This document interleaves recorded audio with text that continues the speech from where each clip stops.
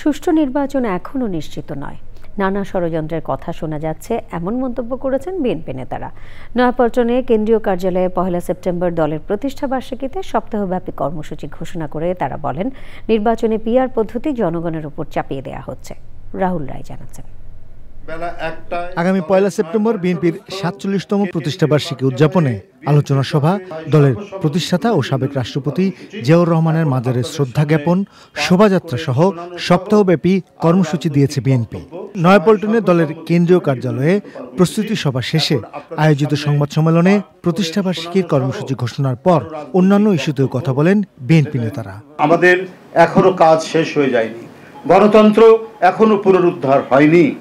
আমাদের সেই গণতন্ত্রকে পুনরুদ্ধারের জন্য আরও আমাদেরকে হয়তো বিপদ সংকুল পথ অতিক্রম করতে হবে, এবং এই কারণে আমাদের দলের সকল পর্যায়ের নেতাকর্মী এবং জাতীয়তাবাদী শক্তি তারা প্রস্তুত। আমাদের অবাধ সুষ্ঠু নির্বাচন এখনো নিশ্চিত হয়নি।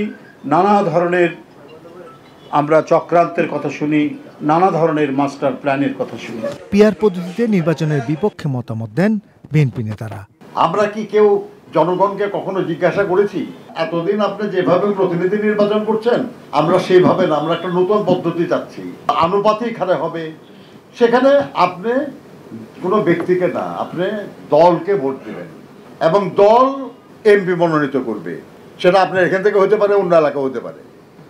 আপনার এই এলাকায় নির্দিষ্ট কোনো এমপি থাকবে না। তাদের মতামত চাইছে যে তারা এটা রাজি কি রাজি না। এটা একটা অযৌক্তিক চেষ্টা, যেটা অনিবার্য পরিণতি হতে পারে নির্বাচন অনুষ্ঠানের ক্ষেত্রে।